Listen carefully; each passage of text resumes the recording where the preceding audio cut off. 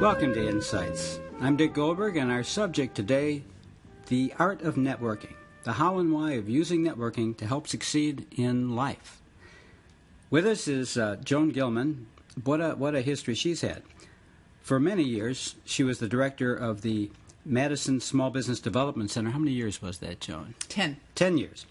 And that was a center that helped people launch their own businesses, and it helped them learn the skills and the resources they needed to make it work, and it also taught them something about networking. From there, she launched 2 other agencies to help family businesses, another agency to provide statewide support here in Wisconsin to those who offered agricultural products.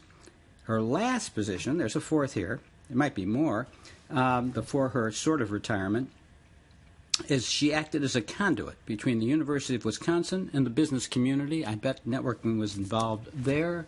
Joan, thanks very much for being with us. My pleasure.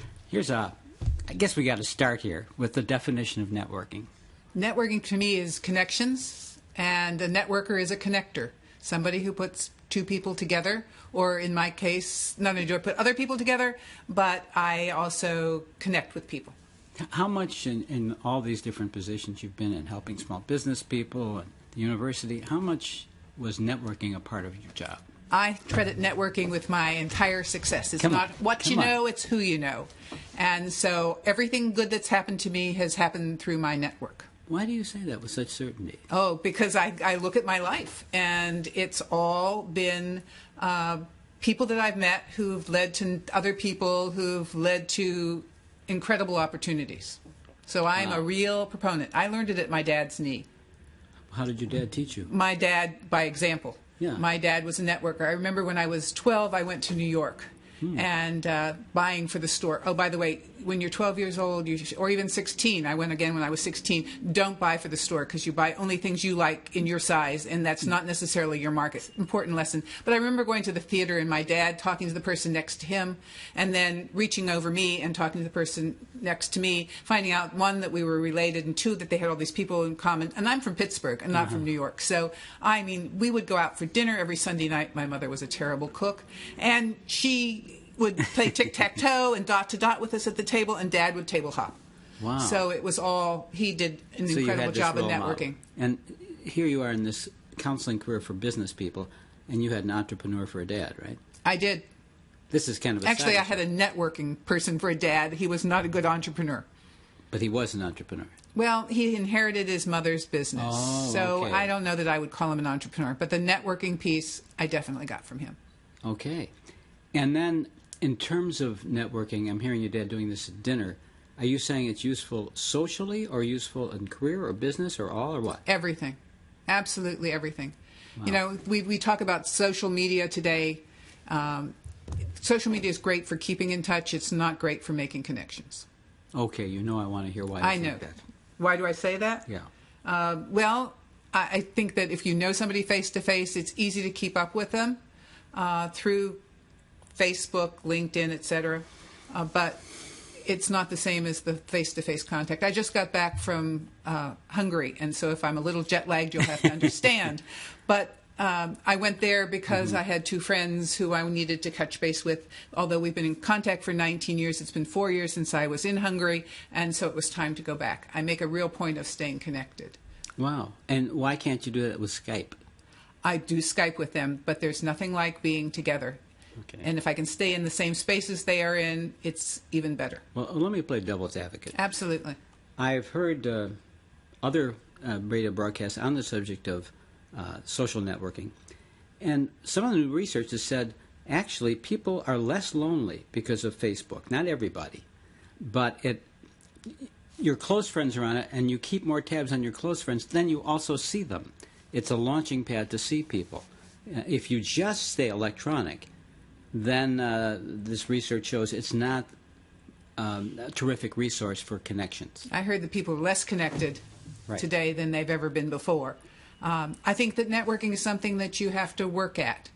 And I had a lunch with a woman recently, and the advice that she was given was, how many business cards did you collect when you went to that conference or that meeting? And she mentioned it, and I wrote her, and I said, my advice to my students is always 2. If you're going to a function, if you're going to a conference, find 2 people you want to stay in contact with, and then you can throw the rest of the business cards away, because it's not volume, it's the quality of the interaction that's important. And you cannot meet 20 or 30 people at a meeting and stay in touch with them and build a relationship. Okay. So you're building a Rolodex, if anyone knows what Rolodex means anymore. Yeah, LinkedIn for me is my Rolodex today.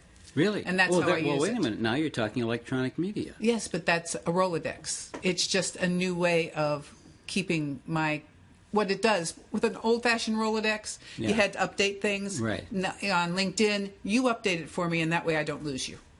Oh, so all of your contacts are telling you what's new in their life. Right. They do it for you. Well, at least they keep up their email addresses so I don't lose them. Okay. Now, this is a tough question, but let's flesh this out a little bit. Can you think of good examples in your life where networking pays off? Oh, how many would you like? Okay. 2 are your best. 2 of my best. I do believe in making contacts, and I was given the opportunity to head a national association while I was still director of the SBDC, and I took it on because it meant 2 trips a year. Small Business Development. Small Business Development Center, okay. SBDC, right? The university, and the president was a faculty member, and he asked me to do this, and I said yes. The president of the USOSPE, the U.S. Association for Small Business and Entrepreneurship. The president 2 years later was from Ohio State University, and she invited me to teach in Hungary. Okay. And this was 1993, and again in 1994 I went for 3 weeks, 2 weeks of teaching and then prep. And the second year, a young man came from Ohio State University to work with us. His name is Piotr Korinski. And Piotr asked me to write a letter of recommendation. Mm-hmm. And I said, sure. So I wrote a letter of recommendation to him at May Concern, and it went to a man named George Soros, international financier. You may love him or hate him, but that's immaterial. He has a foundation. Uh-huh. And about 3 months later, I got a call from Piotr, and he said, I need somebody to go to Croatia. By the way, I didn't know where Croatia was. Mm-hmm. I had to get out a map. But he said, who would you recommend? I said, me. Mm-hmm. And that was 1997. The troops were still marching, UN troops were still marching, but I built a center like the Small Business Development Center, a master's program, anyway, a lot of stuff. And that led to work in Bulgaria. Where's George Soros come in? He's paying the money for this. No kidding. Yes. He has a foundation, Open Society Institute, and he paid for all of my travel and expenses for me to go over and do good work. And the university was happy because I brought back information and shared, the Wisconsin idea. Okay, what I'm picturing, the image I'm getting about networking, is your world is expanding. Like you're in a room with walls, and then the walls come down and you go out to the world. Right. Right. Is that a reasonable image for what you're talking about? Another colleague of mine, another colleague of mine said, Joan, would you take some time and talk to these 2 guests I have coming in from Japan? I say, sure. Yeah. I'm just the gal who can't say no. And they came in, and before they left, they invited me to teach in Japan for 2 weeks. Wow. So those kinds of experience. One more. Got a telephone call. Hi, I'm from the National Council on U.S.-Arab Relations. Okay. I want to put a group together to go to Saudi Arabia and Bahrain, and I'm told that you're the person to do this. I'm thinking this is a joke. So I asked them. I said, okay, I have a couple of questions. I said, do women get to go? And they said, yes. I said, how about religion? Catholics, Protestants, and Jews? And he said, yes. I said, are you sure about the Jewish part? And he said, yes. And I said, if I put the group together, do I get to go? And he said, yes. And so I put a group together of business colleagues. That's what they wanted. And we spent 2 weeks first class touring Saudi Arabia. Wow. So, I mean, incredible opportunities through your network. How did they get my name? Through the association. Okay. If the people who are listening to you have picked up, and I know this because I know you, you are not a bashful, shy person. I'm just the gal who can't say no. And I think a lot of people do say no when there's an opportunity. Well, more than that, Joan. Come on now. You are a radio host yourself. You are, seems to me, very much an extrovert, a people person. I'm definitely an extrovert. Yeah. How do you know this isn't just Joan's skill of networking? Because I teach this. I run seminars on this, and people have said when I change my attitude, for an introvert, you've got to push yourself a little bit more. Mm-hmm. I know introverts go into social situations and come out tired. That's okay. If you want to get the opportunities, if you want to meet people, start talking to them. I mean, I talked to a guy on a plane, and he spilled wine on me, and he offered me a job by the end of the flight. Yeah, but isn't it a bad deal if you're dealt cards? You're an introvert. I mean, you can't even control that, right? I mean, you can control your behavior, but not your preferences. Right. So, but it's controlling your behavior. Okay. Push yourself. Push yourself. Okay. Get yourself out there. Join groups. Join associations. Join clubs. Go to the gym and talk to the person next to you rather than just exercising. If they turn off and want to stay focused, that's fine. This sounds like sales. Well, I read a book about that, and some people say it is sales, but maybe you're selling yourself in some senses. And maybe you're just learning. I mean, for me, it's just meeting interesting people and learning about their lives. That's why I loved having a radio show, because I got to talk to people and listen to them. That's probably why you do it. That's right. That's certainly part of it. Okay, so you taught a seminar in networking. I didn't know that. Yes. A seminar. Okay. So an hour and 15 minutes and I've done it all over the world. Well, this is a good spot to do it, too, because this goes all over the world. Okay. So what's the... Yeah, anybody you can bring me in. I'm happy to travel for expenses. Listen, I don't have much work to do. Tell us some of the main points that you offered those people in that seminar. Okay. Ask for what you want. Okay. Really important. If you are going into a networking situation, I tell people, think about what you're looking for. What would you like? Now, I'm not saying you go into it and say, I need a job. Mm-hmm. But, you can talk to people about how they got their job and what they do. Could you shadow them?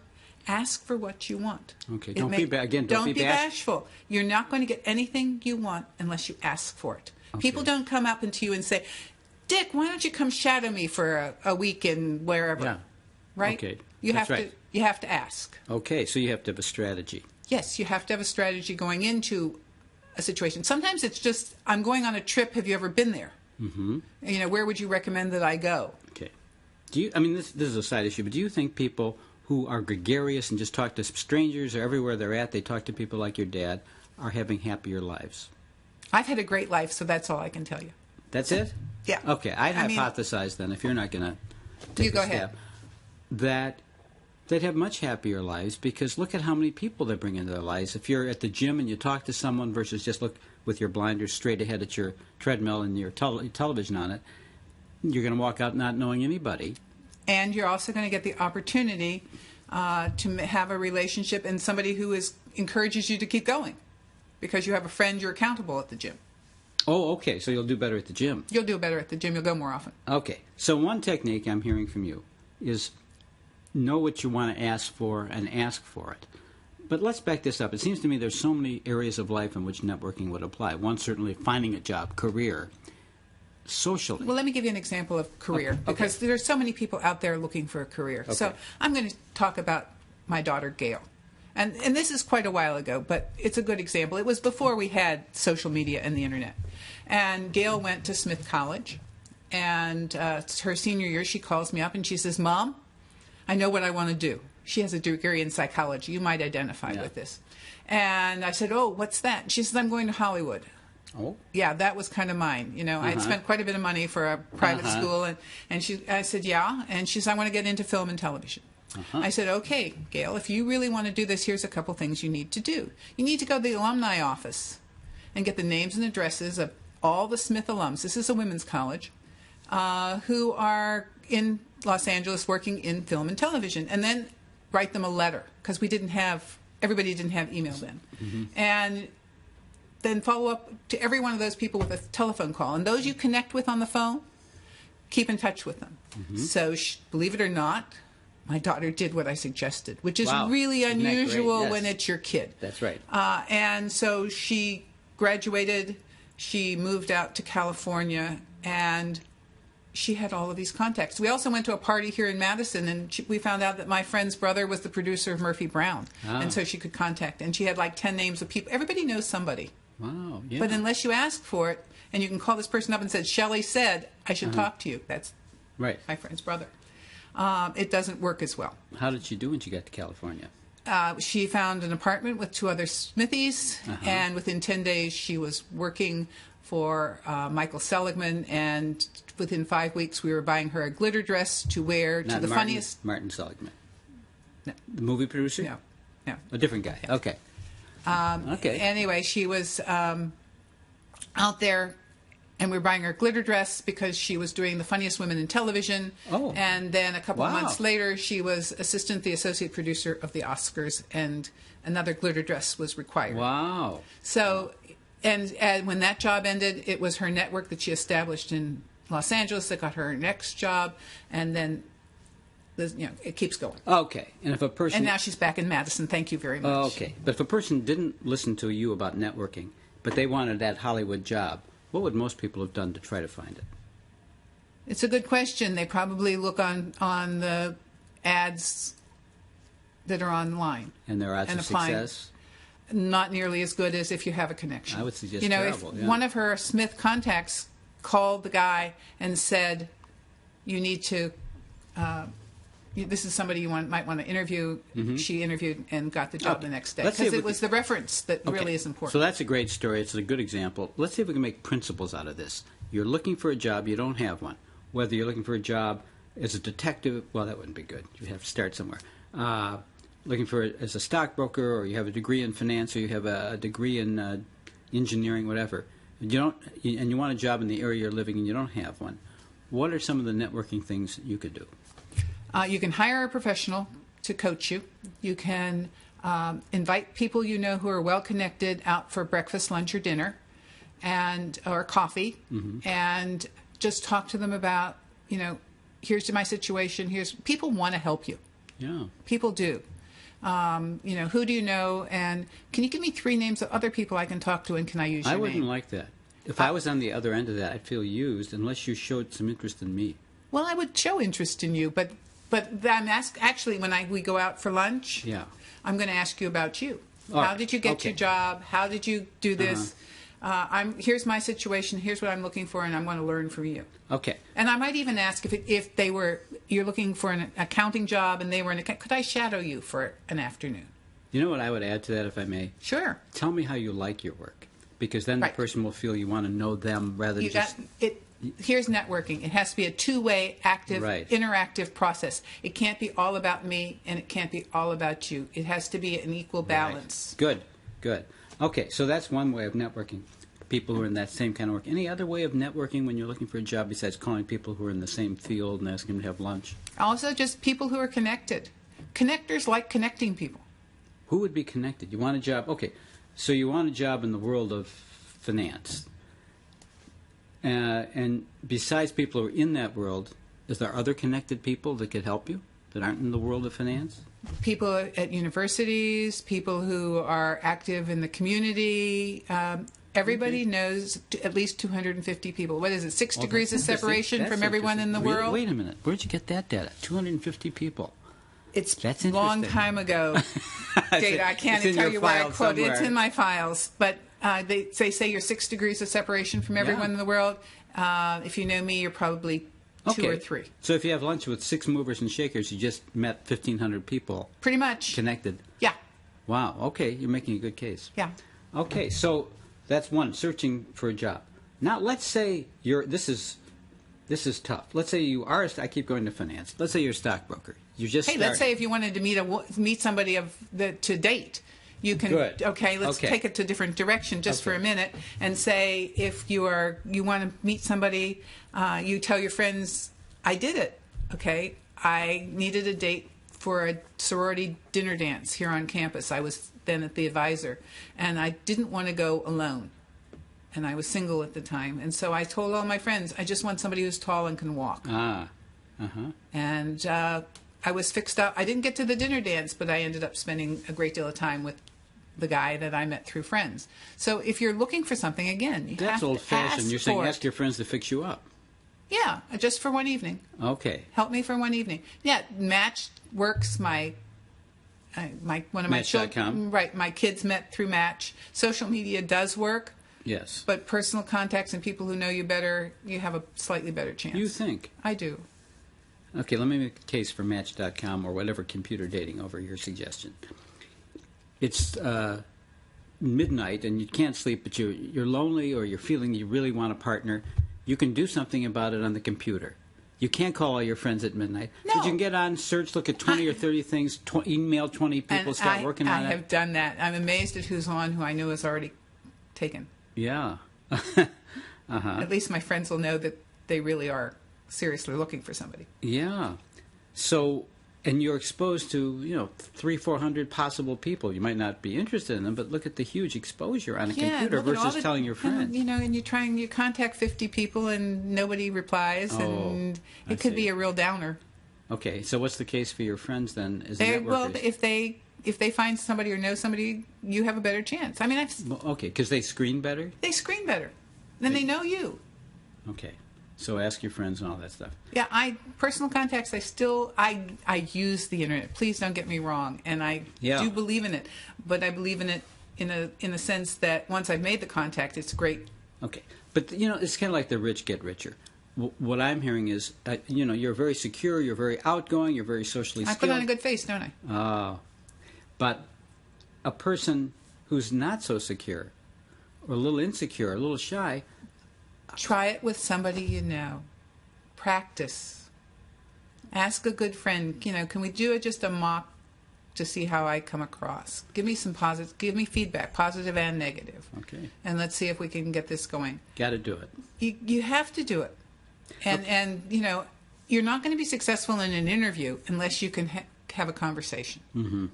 So practice. Okay. Practice with safe people. Now, in your seminar on networking, is there anything else that comes to mind that you suggest to people they might not have occurred to them? Once you've made a contact, you really need to keep in touch with that person. And I don't mean to bother them. Please don't send them cartoons and junk mail. But if you know that Dick Goldberg really likes dogs, for example, and I found a fabulous article on the type of dog that you love. Let's say you like golden retrievers. Then I'm going to send you by email that. Or I'm going to send you a note saying how much I enjoyed getting together you. I subscribe to Hallmark.com for $12 a year, and I send out birthday cards if I know when your birthday is. And now with social media, guess what? They tell you when your birthday is, where your friends' birthdays are. So, it's just another touch. I send out holiday cards. They're begging for birthday wishes when they tell you? No. I mean, did the people on LinkedIn or Facebook say it's my birthday today? No. The Facebook actually lists the people's birthday who are your friends with. So they're not telling you. People aren't telling you. The Facebook tells you. If you look up in the right-hand corner, usually it'll tell you whose birthday it is of your contacts, not everybody. That's good. And LinkedIn sent me 2 recently, and I found out that 2 of my good friends, one in Bulgaria and one in Macedonia, have the same birthday. So that'll be easy for me to remember. Do you ever send snail mail birthday cards? Rarely anymore. Wouldn't people like that a lot more? I think they probably would, but if you're going to send a lot of them, Hallmark is a nice way, and they're fun and animated, and I always get a response. Oh, okay. So they know you're gee, thinking I really like that card. Okay, so you got to keep reaching out. You got to keep in contact with these people. You got to show an interest, and this certainly works in career. Is there anything else that maybe we haven't touched on in the closing minutes here that you offer in your seminar people ought to know? Well, again, staying in contact, I think, is really important, but make it a meaningful contact. It's just not any contact. How do you do that? By sending something that I know you're interested in. By sharing stories or something that you found on a regular basis. And you have to figure out a number that you're comfortable with keeping in touch with. You can't keep in touch with the world. As much as I would love to try, after doing 1,350 radio shows, I can't keep in touch with all of my guests. I can't even remember all of their names when I see them on the street. I hate to... Okay, here's another one. Not all of us are good at names. Yes. And I'm one of them. Yes. I am not good at names. So when you see somebody on the street, always introduce yourself.